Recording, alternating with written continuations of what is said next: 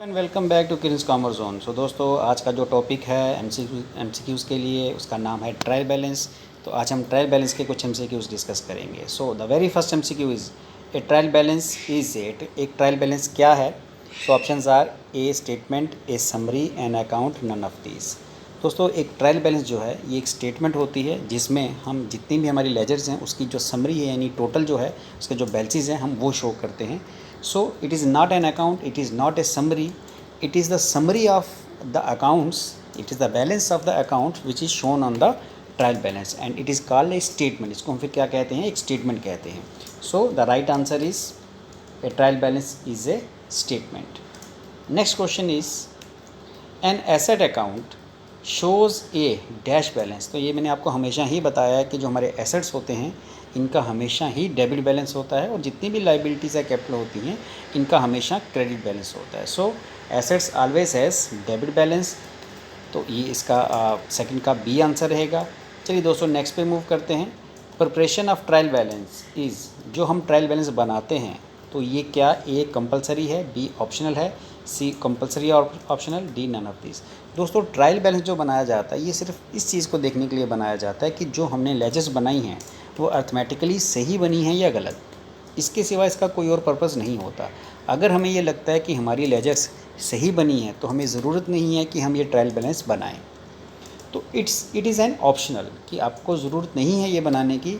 अगर आपको डाउट है कि आपकी जो लेजर्स हैं अर्थमेटिकली उनका आंसर गलत आ रहा है, कुछ गलती हुई है, तो आप ट्रायल बैलेंस बना के जस्ट ये चेक कर सकते हो कि आपकी लेजर्स सही बनी है या गलत। तो ये ऑप्शनल है, ज़रूरी नहीं है कि आप अपना ट्रायल बैलेंस बनाएं। So the right answer would be optional, ये कंपलसरी नहीं है। चलिए दोस्तों, next is a trial balance shows. Trial balance में हम क्या शो करते हैं? Options are a only credit balance, b only debit balance, c both debit and credit balance, c इधर डेबिट और क्रेडिट बैलेंस। तो दोस्तों, आपको याद होगा कि जो हमने ट्रायल बैलेंस हम बनाते थे उसकी एक डेबिट साइड थी, एक क्रेडिट साइड थी, ठीक है। और हम जितने भी लेजर्स बनाते हैं उनके जो भी बैलेंसेस हैं, चाहे वो डेबिट में है चाहे क्रेडिट में, वो हम ट्रायल बैलेंस में शो करते हैं। तो लेजर्स के जितने बैलेंसेस हैं अगर वो डेबिट साइड के हैं तो हम डेबिट साइड में शो कर देते हैं, अगर क्रेडिट साइड के हैं तो क्रेडिट साइड में शो कर देते हैं। इट मीन्स दोनों बैलेंस, डेबिट और क्रेडिट दोनों हम इसमें शो करते हैं। सो एक ट्रायल बैलेंस वो है जिसमें हम दोनों, both debit and credit balance जो लेजर्स के हैं वो शो करते हैं। चलिए दोस्तों, नेक्स्ट पे मूव करते हैं। Next is trial balance can be prepared under balance method only when. Balance method किसे कहते हैं दोस्तों? ये अभी जो मैं बता रहा था कि जो हम लेजर्स बनाते हैं, हम जो ये लेजर्स बनाते हैं इसमें यहाँ पे जो बैलेंस आपका बचता है बाय बैलेंस कैरीड ऑन जो हम निकालते हैं, या फिर क्रेडिट साइड में जो डेबिट साइड में जो बैलेंस बचता है balance carried on, in balances को लेकर हम क्या बनाते हैं? Trial balance. तो इसको कहते हैं बैलेंस मेथड, जहाँ पे आप अपने लेजर्स का जो कि बैलेंसिंग फिगर आई है, जो बैलेंस आया है, उसको लेके आगे ट्रायल बैलेंस बनाते हैं। तो क्वेश्चन यही था कि trial balance can be prepared under balance method. कहते हैं ट्रायल बैलेंस तभी हम बना सकते हैं बैलेंस मेथड के अकॉर्डिंग ओनली व्हेन, जब a all the entries are made in journal, जब हम सारी एंट्रीज जर्नल में कर लेते हैं, b all the subsidiary books are maintained, जितनी भी सब्सिडरीज बुक हैं जैसे कैश बुक या सेल्स बुक या परचेज बुक, इनको सब्सिडरी बुक कहते हैं, वो बना लें, या c all the ledger account have been balance. तो अभी मैंने बताया कि जो हमारा ट्रायल बैलेंस है, हमारे लेजर्स के जितने भी बैलेंस हैं उनको लेकर हम ट्रायल बैलेंस बनाते हैं। So answer is all the ledgers account have been balance, जब हम अपने सारे लेजर्स अकाउंट को बैलेंस कर लेते हैं और उन बैलेंसेस से फिर हम अपना ट्रायल बैलेंस मेंटेन करते हैं। Next is A trader has prepared the trial balance and total does not tie. तो जैसे मैंने कहा था, हम ट्रायल बैलेंस बनाते हैं ये देखने के लिए कि हमारी लेजर्स में कोई अर्थमेटिकल मिस्टेक तो नहीं है। तो कहता है एक ट्रेडर है, उसने एक ट्रायल बैलेंस बनाया जिसका टोटल टाई नहीं हुआ, यानी उसकी डेबिट और क्रेडिट साइड बराबर नहीं आई। Which approach the trader should follow. अब उसको क्या करना होगा, कौन सी अप्रोच फॉलो करनी होगी? सो द आंसर्स यहाँ पे जो चार हैं वो क्या हैं? Firstly he should recheck all the ledger, सबसे पहले उसको अपनी सारी लेजर्स रीचेक करनी पड़ेंगी। B he should recheck the total of trial balance, trial balance का टोटल भी चेक करना पड़ेगा। C he should open the suspense account, उसको एक सस्पेंस अकाउंट ओपन करना पड़ेगा। D all of the above. So the right answer is d all of the above, क्योंकि ये सारी चीज़ें उसको करनी पड़ेंगी। सबसे पहले उसको अपनी लेजर देखनी पड़ेगी, या सबसे पहले उसको अपना ट्रायल बैलेंस का टोटल एक बार फिर से चेक करना पड़ेगा। अगर वो एग्री स्टिल नहीं होता फिर उसको अपनी लेजर्स देखनी पड़ेंगी। अगर वो तब भी लेजर्स भी सही उसकी बनी है, कोई भी डिफरेंस उसको नहीं मिल रहा, तो फिर उसको अपना जो भी बैलेंस आ रहा है उसको एक सस्पेंस अकाउंट में ट्रांसफ़र करना पड़ता है। सस्पेंस अकाउंट वो होता है जिसके बारे में जिस अमाउंट के बारे में हमें ये पता ना चले कि ये अमाउंट कहाँ से हमारी लेजर्स को मिसमैच करा रहा है या हमारे लेजर्स के बैलेंसिंग में डिफरेंस ला रहा है। तो उसके लिए फिर हम एक सस्पेंस अकाउंट ओपन कर लेते हैं। चलिए दोस्तों नेक्स्ट पे मूव करते हैं। If the trial balance agree it implies, अगर ट्रायल बैलेंस एग्री हो जाता है तो ये इम्प्लाई करता है, यानी हमें ये बताता है that there is no error in the book, कि बुक में कोई भी एरर नहीं है। बी देयर में भी to sided error in the books, कि बुक में शायद दो डबल साइडेड एरर हो सकता है। सी देयर में भी one sided error in the book में शायद वन साइडेड एरर हो सकता है। एंड देयर में भी both two sided and one sided error, शायद इसमें दोनों टू साइडेड और वन साइडेड दोनों एरर्स हो सकते हैं। सबसे पहले मैं बता दूं कि एक ट्रायल बैलेंस अगर एग्री करता है तो इसका मतलब ये नहीं है कि बुक में कोई एरर नहीं है। ये मैंने आपको बताया था जब ट्रायल बैलेंस मैंने करवाया है, तो उसमें मैंने बताया था कि इसका मतलब ये नहीं है कि अगर ट्रायल बैलेंस एग्री करने का मतलब हो गया कि आपकी ये ट्रायल बैलेंस की दो साइड्स होती हैं, डेबिट क्रेडिट। एग्री करने का मतलब होगा कि दोनों साइड्स आपकी बराबर आई हैं, ये दोनों साइड्स इक्वल आई हैं, इसको कहते हैं एग्री होना। तो एग्री होने का मतलब ये नहीं है कि अगर दोनों साइड्स बराबर आ गई तो आपकी लेजर सही है, तब भी मिस्टेक्स हो सकती हैं। तो ये कोई कंक्लूसिव प्रूफ नहीं है। सो फर्स्ट आंसर इसका नहीं है। सेकंड, देयर में भी to sided error in the book, इसमें दो साइडेड एरर हो सकते हैं। लेकिन दोस्तों अगर टू साइडेड एरर हों तो हमारा जो ट्रायल बैलेंस है वो एग्री हो सकता है। ठीक है, कैसे मैं आपको बता दूं। टू साइडेड एरर का मतलब डेबिट साइड में भी एरर और क्रेडिट साइड में। मान लो एक ट्रांजैक्शन है, वो आपने रिकॉर्ड ही नहीं की, इसका मतलब ना आपने डेबिट साइड में कुछ लिखा ना आपने क्रेडिट साइड में कुछ लिखा। तो जब दोनों साइड में आपने कुछ लिखा ही नहीं तो अल्टीमेटली दोनों साइड्स आपके बराबर ही हो गई, जो अमाउंट पहले आ रहा था वही रहेगा। अब अमाउंट तो वही रहेगा लेकिन एरर तो यहाँ पे आ गया क्योंकि आपने ट्रांजैक्शन को रिकॉर्ड ही नहीं की। इसको कहते हैं टू साइडेड एरर।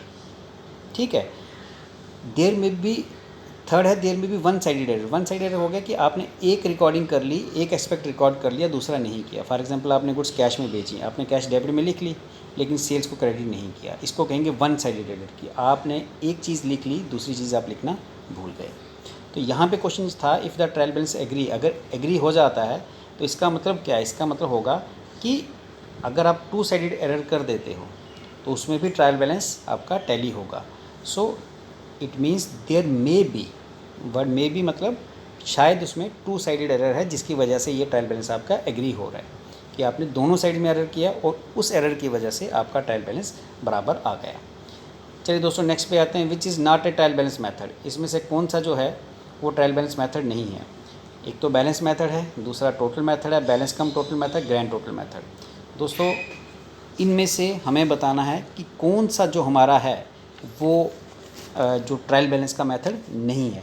सो इसका आंसर है ग्रैंड टोटल मेथड। एक बैलेंस मेथड होता है जिसमें मैंने बताया था कि हमारे लेजर अकाउंट के जो बैलेंस आते हैं, हमारी बैलेंसिंग फिगर आती है जिसको हम बैलेंस कैरी डाउन या ब्रॉड डाउन करते हैं, हम वो बैलेंस लेके बनाते हैं। एक टोटल मेथड होता है जिसमें हम लेजर्स के दोनों साइड्स का टोटल अलग अलग डाल देते हैं। जैसे परचेज साइड का एक साइड का टोटल और परचेज की दूसरी साइड का, यानी डेबिट और क्रेडिट का टोटल अलग अलग दोनों कॉलम में लिखते हैं। ठीक है, तीसरा होता है बैलेंस कम टोटल मेथड, यानी इस दोनों मेथड बैलेंस और टोटल दोनों। तो मोस्टली आजकल क्या है कि हम सिर्फ एक ही मेथड यूज़ करते हैं, वो है मेथड बैलेंस मेथड। तो इसमें क्वेश्चन में ये पूछा था कि कौन सा ट्रायल बैलेंस मेथड नहीं है। तो ये तीन पहले थे, खैर अब तो एक ही यूज़ होता है, लेकिन इनमें से जो नहीं था पहले भी वो था grand total method. So right answer is D. चलिए दोस्तों नेक्स्ट में मूव करते हैं। Under which method of trial balance the balance of each account is extracted and written against each account. किस मेथड के अकॉर्डिंग हर अकाउंट का balance निकाला जाता है और उसके अकाउंट के सामने लिखा जाता है। ये तो मैंने अभी बताया, ये क्वेश्चन में ही इसका आंसर छुपा हुआ है। Under which method of trial balance the balance of each account. अब यहाँ देखो बैलेंस ऑफ ईच अकाउंट, तो किस मेथड के तहत बैलेंस ऑफ ईच अकाउंट यानी हर अकाउंट का बैलेंस निकाला जाता है और उसके आगे सामने लिखा जाता है। So balance method of trial balance, total method of trial balance, balance total method of trial balance या नन ऑफ द अबव। तो इसमें आपको मुझे लगता है बताने की ज़रूरत नहीं है क्योंकि क्वेश्चन में ही आंसर था। ये बैलेंस मेथड होता है जिसका हम लेजर्स में बैलेंस निकालते हैं, फिर उसके सामने वो अमाउंट लिख देते हैं। चलिए दोस्तों नेक्स्ट में मूव करते हैं। One of the trader is preparing trial balance and it has maintained all the books of accounts properly. What is the best method you suggest to prepare trial balance. एक trader जो है अपना trial balance बना रहा है, ठीक है, properly बना रहा है। हमें बताना है कौन सा मेथड उसके लिए ज़्यादा सही रहेगा। एक बैलेंस मेथड है, एक टोटल मेथड है, एक बैलेंस टोटल मेथड है ए, बी टोटल मेथड है, c balance method, d none of the above. तो हमें बताना है कौन सा मेथड उसको ज़्यादा सूट करेगा। सो उसको जो सबसे ज़्यादा सूट करेगा वो है बैलेंस मेथड। ये इसलिए ज़्यादा सूट करेगा कि इसमें सीधा जो अकाउंट है, जो भी अकाउंट है उसका हम बैलेंस लेते हैं, मतलब नेट रिज़ल्ट लेते हैं। जैसे फॉर एग्जांपल हमने परचेज अकाउंट बनाया तो उसका जो नेट है बैलेंस मेथड में उसकी नेट परचेज आती है कि ड्यूरिंग द मंथ हमने कितने की परचेज की। या फिर कैश अकाउंट है तो बैलेंस मेथड में कैश अकाउंट हमें ये शो करता है कि रिसिप्ट्स और पेमेंट करने के बाद हमारे पास कितनी कैश बची हुई है। या सेल्स अकाउंट है तो उसमें ये पता चल जाता है कि टोटल सेल कितनी हुई है। या एसेट अकाउंट एप्लीकेट तो उस एसेट्स का भी हमें पता चल जाता है कि एसेट्स की अब हमारे पास क्या वैल्यू है, डेप्रिसिएशन करने के बाद भी आप लगा लो उसकी वैल्यू। तो या उसको उस एसेट को बेचने के बाद कुछ पार्ट ऑफ उस एसेट का बेचने के बाद क्या वैल्यू है। तो बैलेंस मेथड में हर एक अकाउंट का जो बैलेंस बचा है वो रिफ्लेक्ट होता है। सो बैलेंस मेथड क्योंकि हमें हर अकाउंट के बैलेंस के बारे में बता देता है, नेट रिजल्ट के बारे में बता देता है, तो वो हमारे लिए ज़्यादा वो ट्रेडर के लिए ज़्यादा वो यूज़फुल होगा। So c is the right answer. Next is a trial balance is prepared. एक ट्रायल बैलेंस कब प्रिपेयर होता है? ये after preparation of financial statement, after recording transaction the subsidiary book, यानी फाइनेंशियल स्टेटमेंट बनाने के बाद या ट्रांजैक्शन को सब्सिडरी बुक में रिकॉर्ड करने के बाद, या after posting to ledger is complete, ledger complete करने के बाद, या after posting to ledger is complete and account have been balanced. तो इसका आंसर है after posting to ledger is complete and account है बैलेंस। लेजर में पोस्ट करने के बाद और अकाउंट्स को बैलेंस करने के बाद, क्योंकि लेजर के बैलेंस ही हम फिर ट्रायल बैलेंस में शो करते हैं। Next is trial balance shows the final position of account, standard position of account, working position of account और नन ऑफ अबव। ये जो ट्रायल बैलेंस है ये हमें क्या शो करता है? तो ऑप्शन आपके सामने है, final position of account, standard position, working position of account, none of the above. तो एक ट्रायल बैलेंस हमें जो है एक हमारी जो लेजर्स हैं उनकी पोजीशन शो करता है, यानी फाइनल पोजीशन शो करता है। फाइनल पोजीशन से मतलब ये होता है कि वो पोजीशन जिनको लेकर हम अपना ट्रेडिंग या फिर profit and loss account maintain कर सकते हैं। तो क्योंकि आपको याद होगा कि हमने जो फाइनल अकाउंट्स बनाए वो कहाँ से बनाए थे, वो हमने ट्रायल बैलेंस से बनाए थे। तो ट्रायल बैलेंस हमें क्या शो करता है? Final position of the accounts की ये जो फाइनल पोजीशन है जहाँ से लेके हम अपनी इनकम स्टेटमेंट या फिर अपनी बैलेंस शीट बनाते हैं। इनकम स्टेटमेंट मतलब जिसमें ट्रेडिंग और प्रॉफिट लॉस अकाउंट आते हैं, और बैलेंस शीट हो गया जिसमें एसेट्स एंड लाइबिलिटीज़ आती हैं। आई होप ये आपको क्लियर हो गया। So right answer is A.